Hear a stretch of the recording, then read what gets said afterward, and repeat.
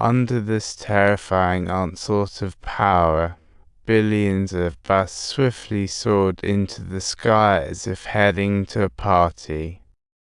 Each bat seemed like part of Dracula's bat squad, just waiting for his command. The bats formed a giant fist, and with Dracula's swing, this punch effortlessly smashed the Turkish army like it was a pie.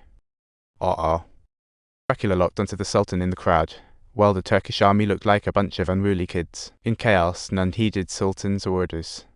Dracula turned back, ready for a house call.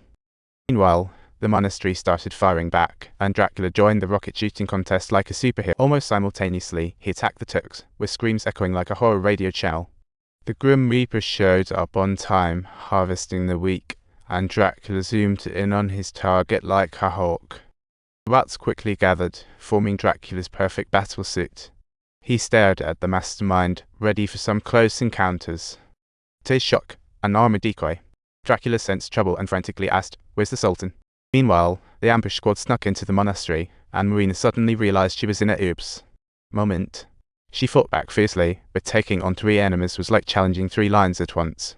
Marina escaped with her son while Dracula searched for the Sultan like a frantic owner missing his pet. The Sultan hid in the crowd, while Marina reached the watchtower with her son, only to find Dracula had vanished like a magician.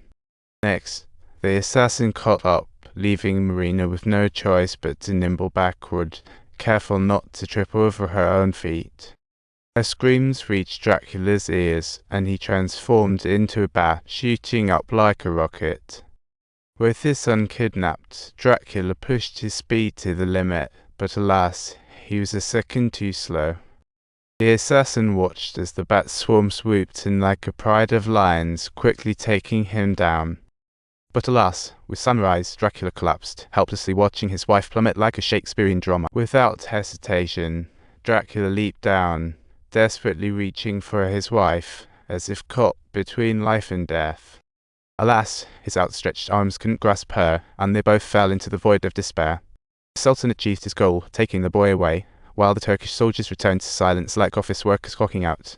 The screams echoed in the monastery, and without Dracula's protection, the soldiers became easy targets, like food at an all-you-can-eat buffet.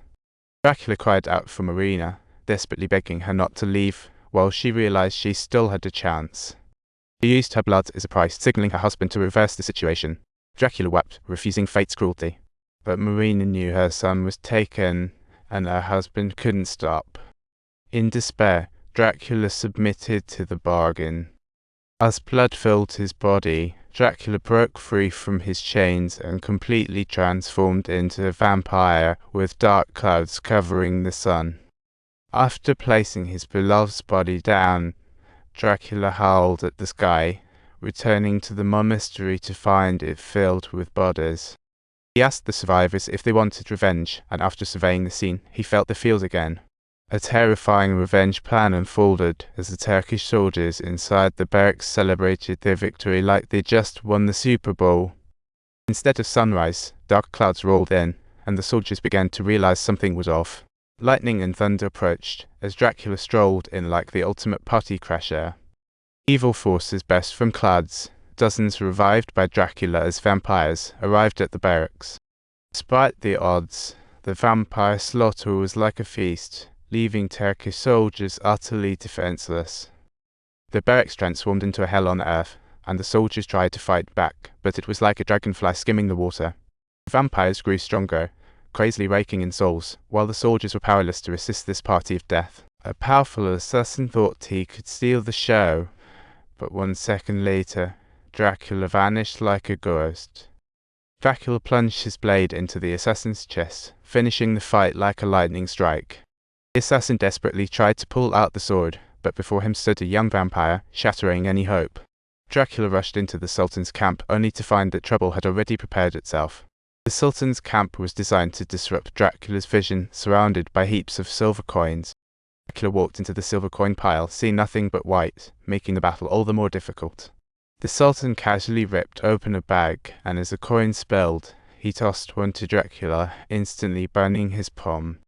Still, Dracula clutched it tightly. This pain was nothing compared to losing his wife. As Dracula approached, the Sultan couldn't hold back and prepared to strike. Silver coins became Dracula's greatest bane, and he knew fighting here would greatly weaken him. He charged forward, and the two clashed weapons, feeling each other's determination. Thanks to the coins, Dracula's movements were sluggish, and his strength waned, creating a nail-biting back and forth battle. The Sultan seized the moment, delivering a hammer blow that knocked Dracula down, leaving him to struggle to fight back awkwardly. Seeing Dracula fallen, the Sultan was extremely disappointed, ready to end it all with his power.